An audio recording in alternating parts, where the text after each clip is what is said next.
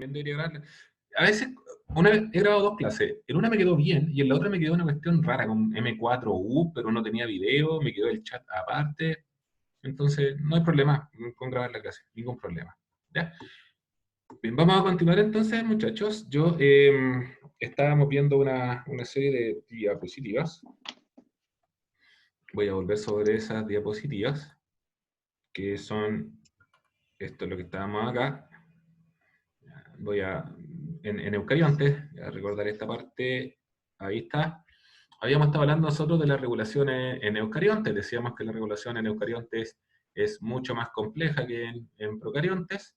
Ya habíamos hablado de algunas formas de regulación, por una parte la estructura de la cromatina, dependiendo de qué tanto se enrollara o desenrollara, que permitía que el ADN se leyera o no finalmente, ¿ya? Y que eso dependía de cómo iban a reaccionar estas colas de las histonas con algunos elementos, por ejemplo con el acetilo o con el metilo, la metilación o acetilación de las histonas, y que eso permitía, por ejemplo, generar estos gatos calicos que se conocen acá, donde hay activación de algunos genes o inactivación de otros genes.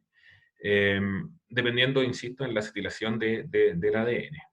Luego hablamos, gracias a esto, de la herencia epigenética, que era algo que estaba recién apareciendo, que es la forma en cómo algunas características que adquirían los organismos en vida se podían transmitir a la descendencia, y que esto era algo nuevo, se estaba recién estudiando, pero tendría una importancia evolutiva bastante importante. ¿Ya? Ahora, luego empezamos a hablar acerca de otros mecanismos de regulación y habíamos llegado a esto, a la regulación del inicio de la transcripción, en donde teníamos una imagen de un gen eucarionte. Recordar que un gen eucarionte está compuesto por fragmentos que codifican y fragmentos que no codifican, pero antes de que estén esas instrucciones teníamos elementos de control. Y esos elementos de control se llamaban proximales cuando estaban cerca del gen, o distales cuando estaban distantes al gen. Pero podían ser potenciadores, podían ser activadores, podían ser inhibidores. Hay un margen variopinto de cuestiones que pueden ocurrir acá. Y luego de eso, luego de estos potenciadores o inactivadores o lo que sea, íbamos a tener a un promotor que se iba a activar o inhibir, y luego de eso las secuencias del gen, y ese gen se iba a transcribir, se iban a generar moléculas de ARN mensajero, se iba a hacer el procesamiento post-transcripcional, hasta llegar a un segmento de ADN codificante. Por lo tanto, ahí estaba, habían factores que le avisaban, los promotores que se conocían. Alcanzamos a mencionar nosotros a la caja TATA, que estaba acá, en la hebra complementaria. ¿Ya? La caja TATA es la que generaba la activación de un gen, es una de las más conocidas. Y habíamos hablado un poquitito de esto, en qué se parecían un poco a la regulación procarionte. El concepto de operón no está en los eucariontes. Recuerde que en el fondo un operón es como una asociación de genes para un único fin. Entonces, el operón lactosa eran al menos 3 genes que sintetizaban las enzimas para poder producir glucosa a partir de la lactosa. Ese concepto de operón o de asociación de genes, que están todos muy cerquitas, no existe en realidad en los eucariontes, pero tenemos cuestiones similares, sí. Y bueno, hablamos de las colas de poliA, el extremo 5-cap que venía a proteger al ARN ya procesado. ¿Qué nuevos componentes se agregan? Bueno, en las cajas TATA se agrega el splicing, el procesamiento del ARN. ¿Ya? ¿Y qué diferencias existen entre el material genético eucarionte y el material genético bacteriano? Hablábamos en este caso del primero, la presencia de histonas, que la presencia de histonas solamente es posible en el eucarionte, y por lo tanto ese mecanismo de regulación por acetilación o metilación de la histona no iba a estar disponible en bacterias. Luego sea, que es un resumen de un libro en realidad, y esto que es lo que venía después de eso, en cómo se regulaba la transcripción. Recordar que la transcripción es la formación de ARN mensajero funcional a partir del ADN. Esta no es la misma idea de los potenciadores. Y aquí hay unas imágenes que me parece no las alcanzamos a revisar en la clase anterior. Aquí se está explicando más o menos cómo funciona este asunto. Yo lo que tengo acá es una hebra de ADN, es la hebra de interés. Tengo acá una caja data, que actúa como un título dentro de este libro que le avisa a las enzimas que luego de esto viene un gen. Y tengo acá una región de control distal. Recordad de la imagen de acá, de esta, que había elementos distales y elementos proximales. Acá tengo un elemento distal, y en este caso consiste en un potenciador. Este potenciador, este elemento de control, va a depender de proteínas que actúan como activadores. Aquí se empieza a dilucidar un poco la pregunta de por qué razón, si todas las células tienen el mismo material genético, no todas las células tienen el mismo fenotipo. No todas las células hacen lo mismo, siendo que sí tienen exactamente la misma información genética. Una clave para eso la dan estos activadores. Porque esos activadores van a estar disponibles en algunas células y en otros no. Entonces, acá nos dice que estas proteínas del centro control se agrupan, potencian el ADN, se encuentran, encontré tres sitios de unión, tienen para esto. Y luego de eso, se genera un plegamiento del ADN, hay unas proteínas que se encargan de ayudar en esta potenciación, hay factores de transcripción general, estos factores de transcripción general vendrían a ser los factores que actúan en cualquier tipo de transcripción, es decir, no son específicos para este caso, y hay proteínas mediadoras, ¿ya? Esas proteínas mediadoras potenciarían la unión acá está, la unión de esta enzima que está acá, que es la ARN polimerasa, que recordemos es la que sintetiza el ARN. Entonces funciona con cadenas. Una cuestión importante que tiene esto es que mientras más cadenas tengas, es más fácil regular. Porque en el fondo, en este tipo de expresión genética, puedes regular acá la presencia de activadores, o bien puedes regular acá la presencia de estas proteínas mediadoras, ¿ya? O bien puedes regular la presencia de estos factores de transcripción general. Da más puntos de control. Ojo que este es un esquema general de funcionamiento. De cómo funcionaría este asunto dependiendo de los activadores que dan el vamos a todo esto. Acá. Y aquí está un poco lo que les explicaba recién. Acá hay dos segmentos de ADN. Dos moléculas de ADN, pueden ser segmentos inclusive, o dos moléculas distintas, da lo mismo, que tienen un único organismo. En este caso, el segmento que está arriba nos dice que es el gen para la síntesis de albúmina, una proteína importante que está presente bueno, la albúmina está en todos lados, es una proteína de almacenamiento. ¿Ya? Y acá tenemos otro conjunto de genes que son del cristalino. Por lo tanto, acá, si es que tengo, estos son los elementos potenciadores, amarillo, gris y rojo. Esta es una célula de hígado, el núcleo de una célula de hígado. Y los activadores disponibles son precisamente el rojo, el gris y el amarillo. Rojo, gris, amarillo. ¿Qué pasa entonces? Que a nivel hepático, como están esos activadores para esos potenciadores, se promueve la producción de este gen.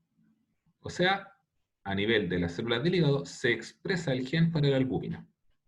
Simple. ¿Y qué pasa entonces? Los genes para el cristalino, que estaban aquí abajito, no se van a expresar, pero están disponibles. No se expresan porque no están los activadores. Por el contrario, en las células del cristalino hay otros activadores disponibles. Ya tienes, en este caso, el gris, el naranja y el violeta o rosado, no sé con qué color lo ven ustedes. Como esos están disponibles, este mismo mecanismo, esos factores de transcripción general, estas proteínas que se encargan de potenciar, ahora se activan en otra zona. Y por lo tanto, en este caso, no se expresan los genes para la síntesis de albúmina, pero sí se expresan los genes que sintetizan proteínas del cristalino. ¿Ya? Entonces, ¿cómo se va regulando la actividad genética? Principalmente por la presencia de activadores. Esos activadores pueden estar en el núcleo, como en el caso de lo que estábamos mirando recién, o podrían incluso estar dentro del mismo citoplasma celular. Entonces, ¿Qué hace diferente, por ejemplo, a una célula de la piel de una célula del intestino? El entorno en el cual ella se expone. Por ejemplo, la cantidad de agua a la cual está expuesta una célula de piel en lo cotidiano es menor que la cantidad de agua a la cual está expuesta una célula intestinal. Eso podría alterar la difusión de algunos elementos, el paso de algunos elementos del citoplasma al núcleo, y de ahí a controlar la expresión genética. Así se puede ir modificando el comportamiento de cada célula por separado. Ahora, hasta aquí. Bien. Una cosa interesante de esto es que hay harto de esto que es abstracción, hay harto que es teoría y que son nombres raros. No se pide, obviamente, que se sepan los nombres raros, ¿ya? Pero sí se pide que se entienda cómo funciona. Voy a mostrar un pequeño ejemplo acá, de algo que se estudiaba antes, que también está relacionado con esto, pero que ya no se estudió.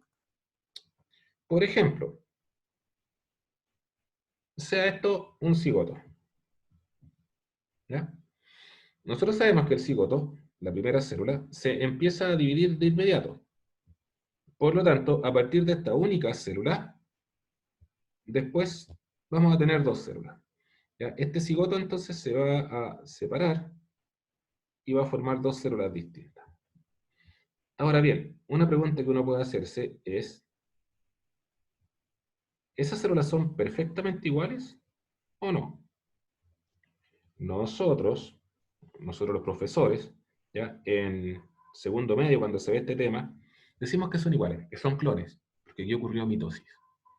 Sin embargo, ya esas dos células son distintas. Ya en la primera división queda definido dónde va a estar la cabeza y dónde va a estar la cola. En la primera división. Entonces, claro, nosotros en realidad les mentimos cuando le decimos que estas células son clones. Porque ¿qué es lo que pasa? En el cigoto, en esa primera célula que se forma, digamos que este es un cigoto, aquí está el núcleo del cigoto, en esa primera célula ya hay una zona distinta, que es a nivel citoplasmático. Hay una cuestión que está a un lado solamente del cigoto y que es más o menos así. Más o menos así. Si ustedes fuesen investigadores, microscopistas y descubren esto, ¿se les ocurre darle algún nombre a esa cosita que yo dibujé? Media luna. Perfecto. Y así se llama.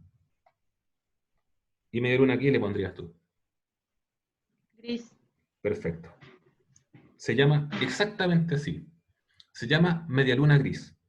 Y por lo tanto, en estricto rigor, cuando se produce la división de estas dos células y queda un núcleo acá y queda el otro núcleo al otro lado, en la zona donde queda la media luna gris, eso da origen a la cabeza.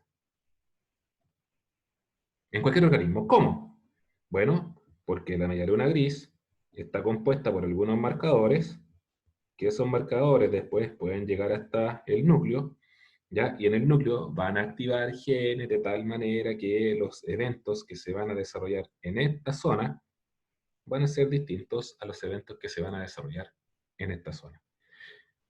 Entonces, finalmente, no es todo genética, o no es todo, diríamos, acá. Finalmente, no es todo ADN, no es el seguimiento de instrucciones estricto lo que genera un individuo. No es que las instrucciones que tenga una célula de piel, una célula de hígado o una neurona sean distintas. Lo que hace distinta la expresión genética son los elementos en los cuales esa célula se está desarrollando. Entonces, eso es otro mecanismo de regulación genética, que es el que estábamos nosotros, perdón, que estábamos mencionando. ¿Ya?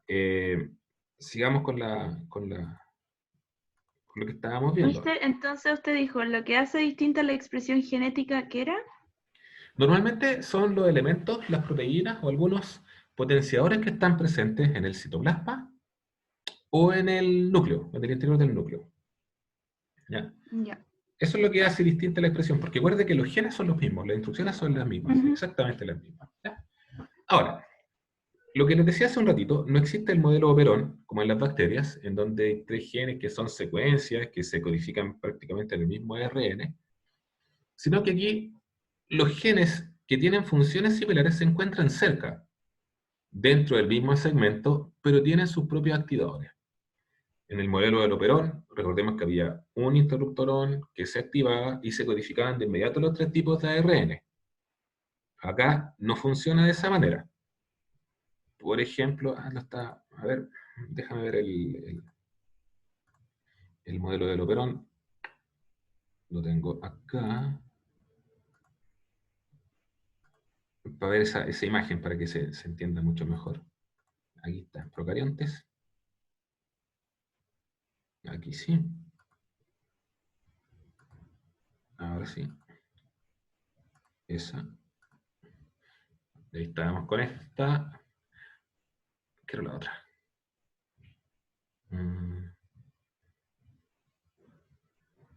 Bueno, aquí se puede ver más o menos. No, las dos, acá. En este caso, en el operón lactosa, en una bacteria, hay un activador, ¿ya? Y ese activador va a leer todos los genes de ese operón. Y ese operón implica la síntesis de 3 proteínas distintas. Acá están, aquí se ven. Ese operón implica la síntesis de 3 proteínas distintas. De la sección Z, de la sección Y y de la sección A. Pero hay una única forma de potenciar esto. Si esto se activó, ¡pum!, se sintetizan al tiro esos 3 tipos de ARN que van a dar origen a las proteínas que se encargan de hacer funcionar el operón. En el caso de los eucariontes, no funciona de esa manera, sino que cada segmento de ARN de interés va a tener sus propios potenciadores. Acá. Eso es lo que nos dice acá. Que genes similares se encuentran cercanos, pero cada cual tiene sus propios activadores, sus propios potenciadores, su propia forma de regulación. Ahora, siguiendo. Ya, se sintetizó el ARN, hubo potenciadores, hubo activadores, se generó la molécula de ARN que es la que nosotros necesitábamos. Hay un nuevo mecanismo de control que se llama control post-transcripcional, que lo vemos acá. Por sí sola nos dice, la transcripción no determina la síntesis de una proteína, porque van a existir más mecanismos. ¿Esto qué quiere decir? Que no por tener ARN mensajero, tenemos de inmediato una proteína. Ese ARN mensajero también puede sufrir modificaciones. La primera es una que ya hablamos, que es el procesamiento del ARN mensajero, ese cortar y pegar, el splicing del ARN, pero hay otros más que puedan ocurrir. Por ejemplo, que se degrade. Porque no es lo mismo sacar una molécula de ARN del núcleo, dejarla que la lea un ribosoma y que esté ahí 3 horas dándose vuelta, en esas 3 horas la pueden leer, no sé, 5.000 ribosomas, a hacer que una molécula de ARN salga, la lea un par de ribosomas y después se degrade.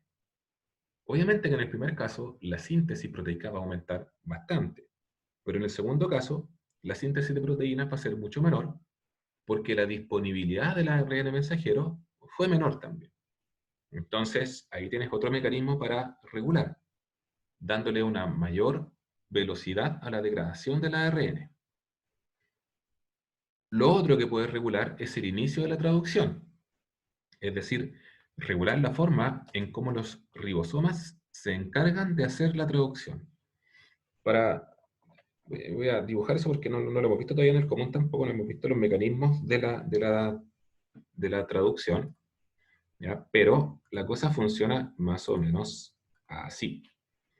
Digamos que nosotros tenemos una molécula de ARN, ¿ya? Esta es una molécula de ARN mensajero, está de 5 a 3, ¿ya? Y esa molécula de ARN va a llegar a unirse a un ribosoma. En el ribosoma hay 3 zonas, ¿ya? Una zona A, una zona B y una zona E. Y el ribosoma en realidad está formado por 2 subunidades, una subunidad mayor y una subunidad menor. Por lo tanto, lo que tengo ahí estoy redibujando acá abajo, eso es un ribosoma completo. O podríamos decir que es un ribosoma activo. ¿Ya? Por lo tanto, uno puede regular también el inicio de la síntesis si es que tú eres capaz de regular en qué momento se activa o no. Si tú evitas que se junte la subunidad mayor con la subunidad menor, entonces el ribosoma no va a estar activo. Y por lo tanto, como no está activo, no se va a leer y no se va a sintetizar una proteína. A eso se refiere el asunto. ¿Ya? Y estoy esperando esto a ver si... No, este es el 5 aquí, una cuestión menor, pero prefiero solucionar el tiro. Ese es el 5, y ese es el 3, y eso está leyendo hacia allá. Se lee primero el 5 y después el 3. ¿Ya? Entonces, tú podrías también regular, en este caso, a nivel de la síntesis o de la forma en cómo el ADN va a empezar a ser leído.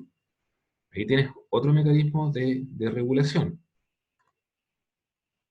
¿Ya? Acá, en el inicio de la traducción. Otro mecanismo se llama procesamiento de las proteínas.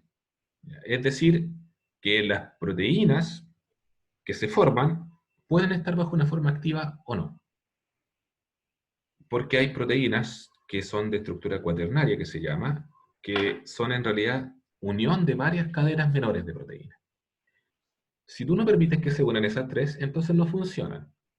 En el fondo, para que una proteína sea funcional, o una proteína cuaternaria sea funcional, tienen que unirse otras proteínas de estructura terciaria, o sea, un nivel más bajo. Podríamos decir que es como un perno, digamos, ya que no sirve para nada el perno si no tiene la tuerca. Tiene que estar el perno y la tuerca para que cumplan alguna función. Diríamos que el perno más la tuerca sería una proteína cuaternaria, y el perno por sí solo y la tuerca por sí sola serían una proteína terciaria. Las terciarias no son funcionales por sí solas, solo son funcionales cuando actúan asociadas. Entonces tú podrías evitar la asociación entre esas proteínas terciarias para que no se logre completar una proteína funcional. Y la siguiente es degradación de las proteínas, que es un poco la misma idea que de la degradación del ARN. Una cosa es que una proteína tú la tengas y dure mucho tiempo, y otra cosa es que esa proteína tú la fabriques y se degrade rápidamente. Por lo tanto, tú puedes regular de todas maneras cómo se van a expresar esos genes, porque acuérdense que esas proteínas pueden actuar también como activadores, generando una especie de bucleo, una especie de ciclo. ¿Ya? Ahora, el primero, el procesamiento llamado splicing, aquí está la idea. Tengo aquí un gen para la troponina, que consta de 5 exones, y el transcrito primario, por lo tanto, va a tener esos 5 exones, pero dependiendo de cómo se haga el procesamiento, tú puedes tener una secuencia distinta en el ARN mensajero final. Si lo cortas y pegas así, o lo cortas y pegas así, van a ser proteínas muy similares. ¿Ya? En este caso, las dos están relacionadas con el músculo. Son muy similares, pero no son exactamente la misma. Este mecanismo es muy bueno, sobre todo cuando funciona a nivel de las células inmunitarias, donde se tienen que buscar los anticuerpos para combatir a un determinado agente patógeno. Nosotros no nacemos con un pool de mucha información de cómo tener anticuerpos para todas las enfermedades que existen. Hay unas células en nuestro organismo, los linfocitos B, que se encargan de buscar la fórmula correcta para atacar un anticuerpo. Y eso lo hacen mediante el procesamiento del ARN, para sintetizar distintos tipos de proteínas hasta que una calce con lo que se anda buscando. Ese tema lo vamos a profundizar cuando hablemos de sistema inmune. Eso está planificado para la segunda semana de febrero, para que lo tengamos más o menos clarito. ¿Ya? Acá, más o menos la misma idea.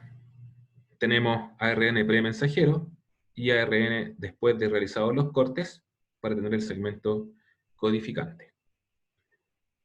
Atención acá con esto, aquí aparece un nuevo concepto, el concepto de UTR, ¿ya?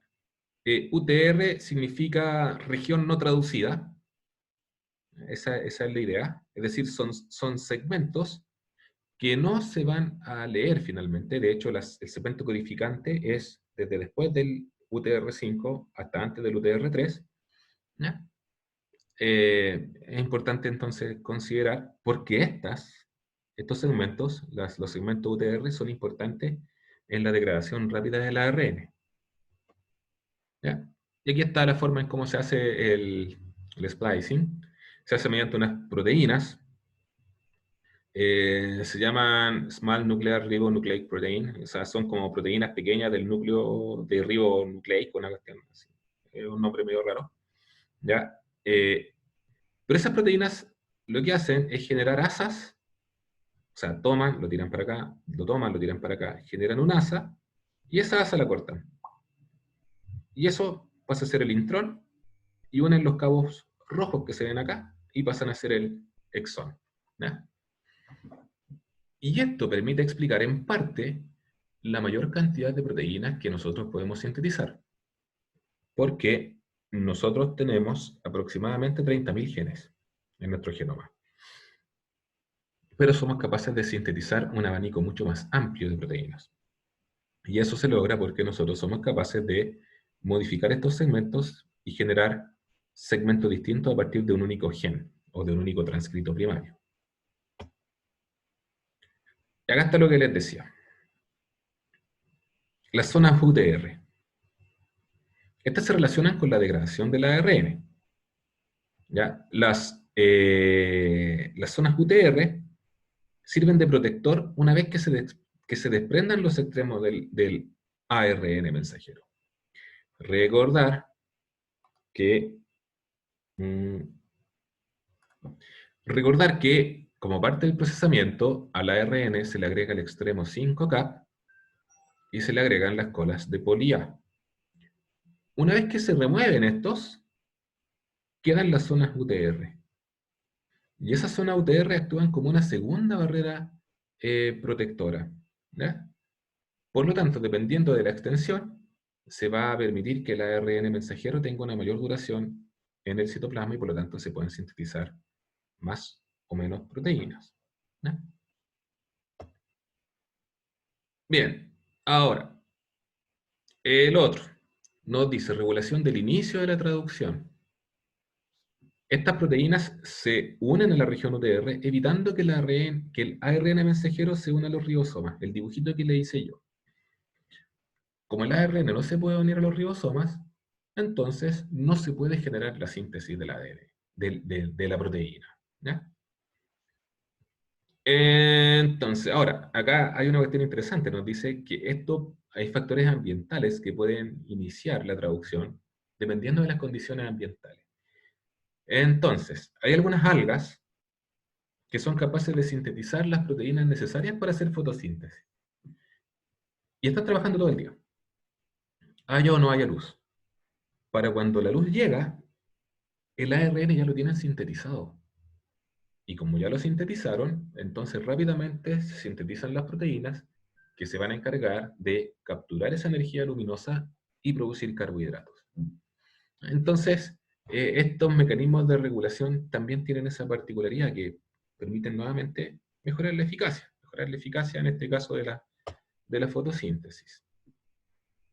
El otro punto era el procesamiento de las proteínas y la degradación de las proteínas, ¿ya? Por ejemplo, retrasar o modificar la formación de glucoproteínas, en este caso, ¿ya? En el fondo sintetiza la proteína, pero no le añaden los carbohidratos necesarios, por lo tanto esa proteína queda a la espera, ¿ya? Para ser funcional. También puede ocurrir lo que le decía hace un ratito, eso de que podrían no unirse proteínas terciarias para formar una cuaternaria, ¿ya? Por lo tanto quedan en una forma inactiva, ¿ya? O bien puedes regular la duración de una proteína que esté dentro del citoplasma. ¿Ya? Hay, por ejemplo, unas proteínas que se marcan tienen un marcador que se llama ubiquitina, por la ubicación, y hay otras enzimas que se encargan de reconocer las proteínas marcadas y las degradan. En el fondo, la ubiquitina son como las arrugas que le salen a una proteína porque ya se está volviendo vieja y no sirve. Los proteosomas vienen y le dan el tiro de gracia. De esa manera también se permite la regulación. ¿Ya? Aquí está la idea de la degradación de una proteína por un proteasoma. Esa es la proteína que va a ser desintegrada. Esa es la ubiquitina, la marca. Por lo tanto, esta proteína ya está sentenciada. Viene la proteasoma, ya que vendría a ser esta. Y finalmente lo que hace es triturarla, la degrada, y quedan péptidos que pueden ser después reciclados para producir nuevas proteínas. Y ya nos quedan estas dos nomás, estamos casi listos. Se preguntan aquí por el rol del ARN no codificante. ¿Ya? Antes se pensaba que el ADN solo se transcribía y traducía una pequeña cantidad, pero hoy sabemos que es más. La pregunta es, ¿qué se hace con ese ARN mensajero transcrito, pero que no es traducido? En otras palabras, ¿qué hacemos con el ARN que forma parte de esa, por ejemplo, de los segmentos UTR, ya que está presente en el transcrito, pero que finalmente no se traduce? Bueno, regulan la traducción, la zona UTR, y regulan el plegamiento de la cromatina también. ¿Ya? O sea, son capaces de volver al núcleo, a donde está la cromatina, y modificar el plegamiento de la misma. ¿Ya? Ahora, actúan como reguladores. Acá voy a poner el dibujito. Aquí está la idea. Voy a expresarlo bien simple. Este es el esquema general, por si acaso el que está a la izquierda. Y aquí está la idea. Yo acá tengo ARN mensajero. De ese ARN mensajero se juntan estos como pinches para el pelo, le llaman. Son de esas trabas negras que usan siempre las niñas para peinarse. Y aquí, dentro de este ARN mensajero, si se fijan, hay unas zonas que están marcadas como con color amarillo. Ese se llama microARN transcrito, ¿ya? Es de microARN. Y esas zonas de microARN parecieran regular la expresión genética. Entonces, dependiendo de si una zona está marcada con microARN o no, viene otra enzima que va a cortar el loop de este pinche del cabello y por lo tanto permite, bueno, si corta aquí en la flecha, permite que esta secuencia de ARN podría eventualmente transcribirse. Podría eventualmente transcribirse. Porque podría ocurrir que también ese microARN, como dice la imagen después, ese microARN se una con otra proteína y, por ejemplo, destruya el ARN mensajero, o bien que bloquee la lectura del ARN mensajero. O sea, hay un mar de posibilidades finalmente. Ahora, esto yo sé que es como harta información. Es harta información. Insisto en el concepto de que la idea de todo esto es que ustedes se hagan una noción de cómo funciona la regulación genética. Incluso si me preguntan los detalles, yo los desconozco, no soy especialista. Pero la idea central es que no por estar presente en el ADN, finalmente eso se va a traducir. No por estar en el ARN mensajero, se va a sintetizar una proteína. No por sintetizarse una proteína, esa proteína va a ser eterna y permanente, porque tenemos nosotros mecanismos de regulación para lo mismo. Un ejemplo práctico, dentro de esta misma pandemia. ¿Por qué razón hay enfermedades que generan inmunidad de larga data? O sea, te inmunizas cuando chico y te olvidas para siempre de las vacunas. Y hay otras enfermedades que no dan inmunización para larga data.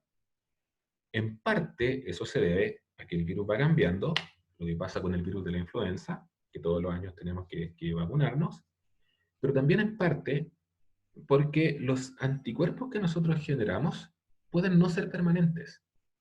O sea, podríamos nosotros generar anticuerpos que son proteínas y que no duran para siempre. Con mucho entusiasmo se escuchan actualmente noticias de equipos farmacéuticos que están trabajando en vacunas contra el coronavirus. Hoy día escuchaba a una periodista que decía que que mientras no se encuentre una vacuna, vamos a seguir con esta conducta de distanciamiento social y todo eso, yo discrepo profundamente porque encontrar una vacuna va a tardar bastante tiempo, bastante tiempo. Y aunque se encuentre, de ahí a que quede disponible para todos, va a faltar otro tiempo más. Entonces, y de ahí a que, para llegar a esto, a que esa vacuna realmente genere inmunidad de larga data, no lo sabemos. No sabemos cómo va a actuar nuestros propios mecanismos de regulación genética en la duración de los anticuerpos que nosotros fabriquemos. No lo sabemos. Entonces, aquí hay